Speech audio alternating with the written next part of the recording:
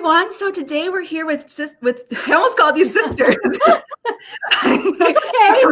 We're here with Julianne Stanz, and she has quite the job here in the Diocese of Green Bay, but also in so many other parts of the country. So Julianne, what do you do?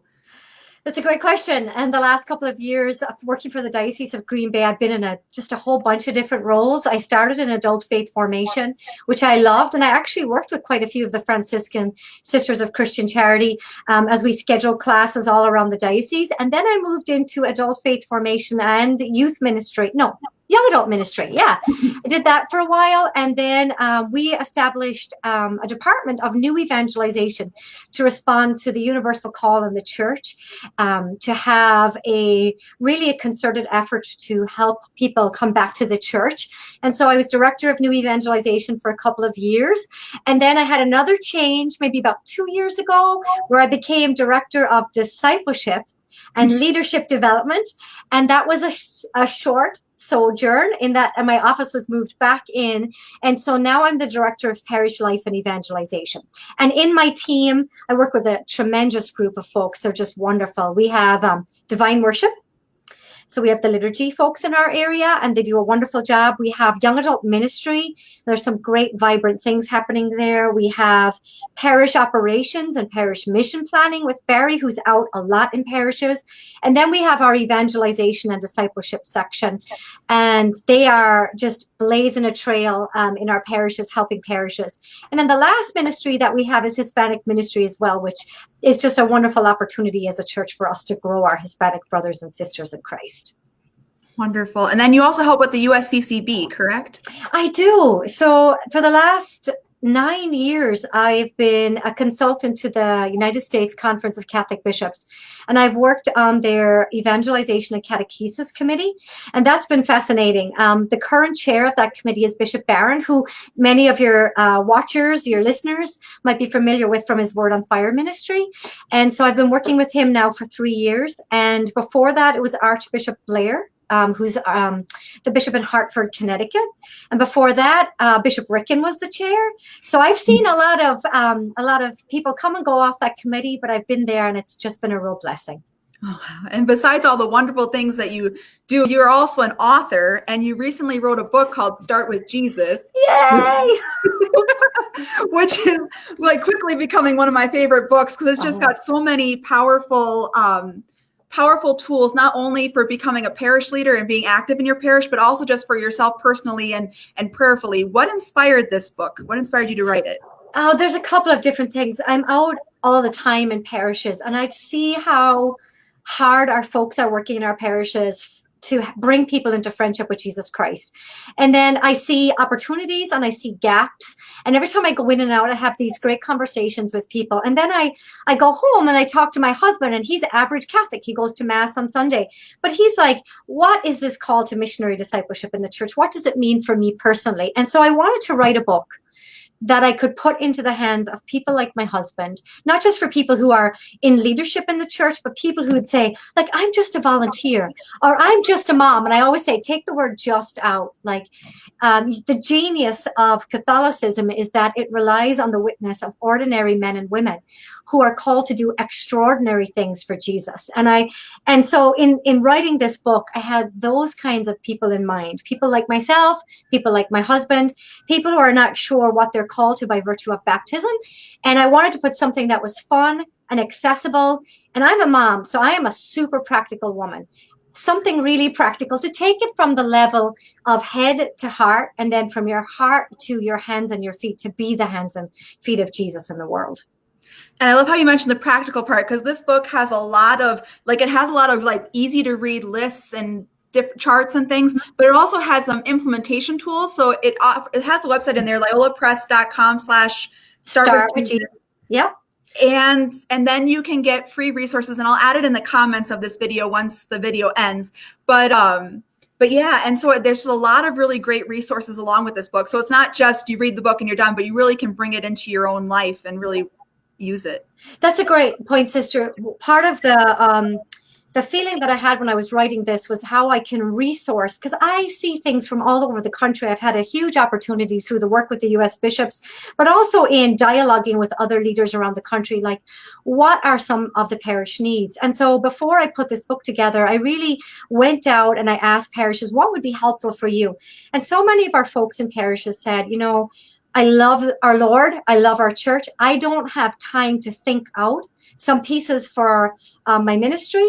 And sometimes I'm so overwhelmed, not even for my prayer life. And so I drafted 2 kind of sets of resources so that your entire parish can have a conversation. You know, you can work a set of resources with your parish council. You can work the set of resources with your parish staff. You can do a book study with ordinary people. Like there's a group of homeschooling moms in Texas who are working with Start With Jesus for Lent. And then they're using the implementation guide to kind of hold each other accountable to the premise of the book and starting with Jesus and growing in friendship and using that in their family, which is, to me, that's the great gift that I think resourcing people can do. You put things in people's hands and they'll just run with it. For sure.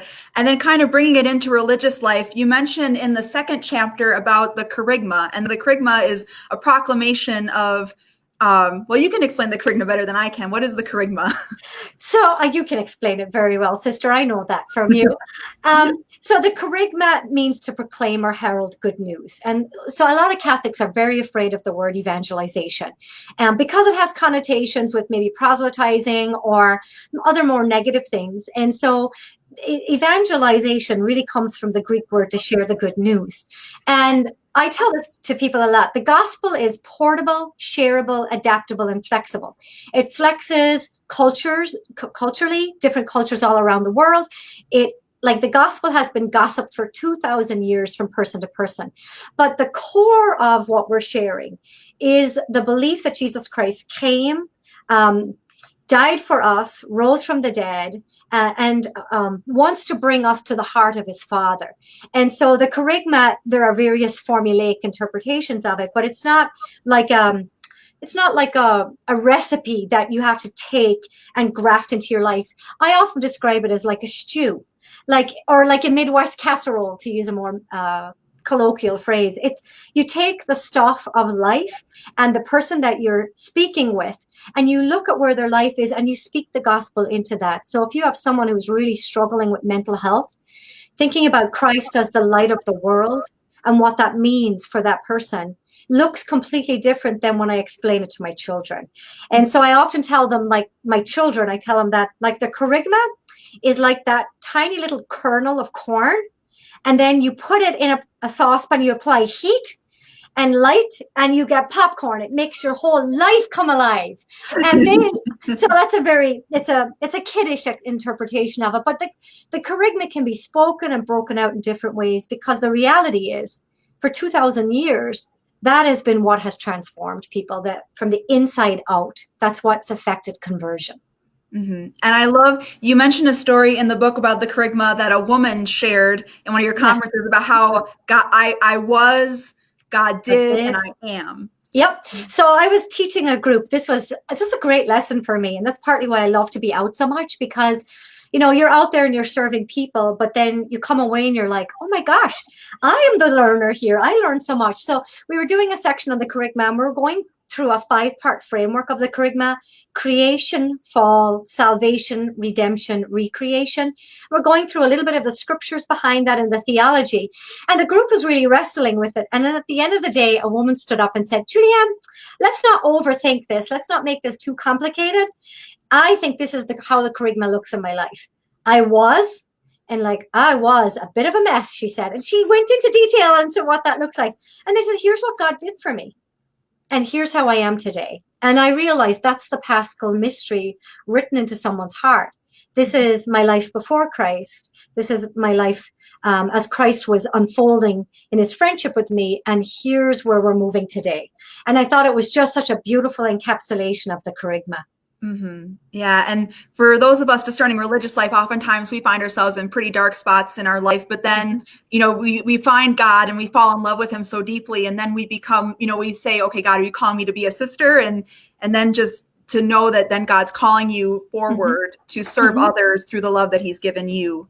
It's incredible. That's a really great point, sister. And that's where I think vocation and mission come together.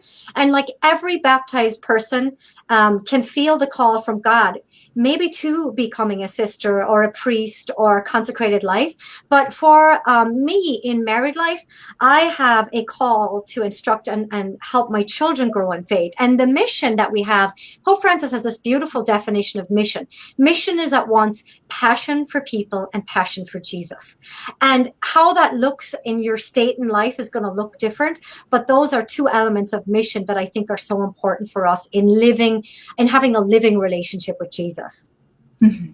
So do you have any like special events coming up or anything we should know about if we want to talk with you more or things like that? Well, first of all, call me, tweet me, Facebook me. Like parishes will say, you know, how do I get a hold of you? Whatever way you can. Like I'm on the road in our parishes a lot. I'm happy to come out to parishes to do talks. I'm happy to Skype into your staff meeting. I'm happy to come out to your mom's group. Like here in the Diocese of Green Bay, we really see ourselves as servant leaders. And for me, as in the role of director of parish life, I want to be a servant to our parishes. That's where the real work is happening. In terms of things that we have coming up in the Diocese of Green Bay, we have our Catholic Evangelization Studies courses, and they've been very popular for the last 5 years. We'll have a whole series of those rolling out in the summer. One thing that's really exciting too for those that are listening or watching is what gifts have you been given for mission? What supernatural gifts were implanted in your heart in baptism? And we call those supernatural gifts charisms. We have a charism discernment workshop taking place on April 4th in Green Bay, and that all are invited and all are welcome to that. On a personal note, next week, actually, if I could ask for prayers, 2 exciting things are happening. Start with Jesus is being launched in officially at the RE Congress in California. Mm-hmm. And that attracts about 45,000 people over that whole weekend. And there's going to be a talk on how all of us can start with Jesus with 5 people from around the country on Friday afternoon from 1 to 3, 1:30 to 3, I believe it is. And that's going to be in the arena, which holds about 8,000 people. So please pray for me. Oh, for sure. That's a nerve-wracking one. And then on Saturday morning, I will be emceeing a conversation between Archbishop Gomez, who is the Archbishop of that diocese, and the nuncio.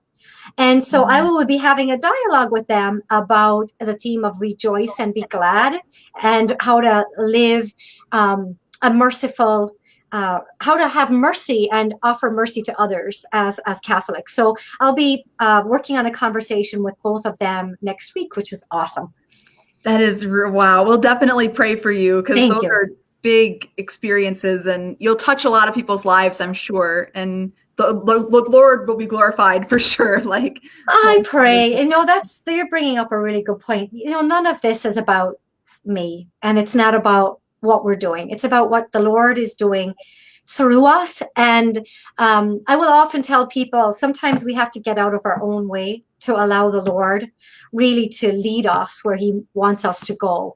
And so there's like that little issue of control comes up a lot. When you surrender your life to Jesus, you realize his plan is far beyond anything you could ever have imagined for yourself. Oh. Well, thank you so much for tuning in, or thank you so much everyone for tuning in. And thank you so much, Julianne, for being a part of this conversation and wanting to be a part of this, because it's so much fun to interview you. It's really been you're so welcome. Anytime I can come back, or if there's anything your readers, watchers, listeners want to talk about, I'm happy to be here for you.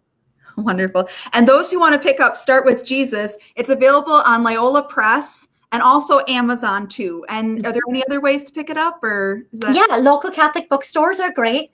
So I love to patronize our local Catholic bookstores. And if you're locally in the Green Bay Diocese, there's a number of our Catholic bookstores are carrying it, but they're happy to order. And also one of the things I felt strongly about was making sure that we had good pricing for parishes. So Loyola Press has all kinds of discounts and bulk orders for our parishes too. Okay. Well, thank you so much. Everyone have a very blessed day. God bless.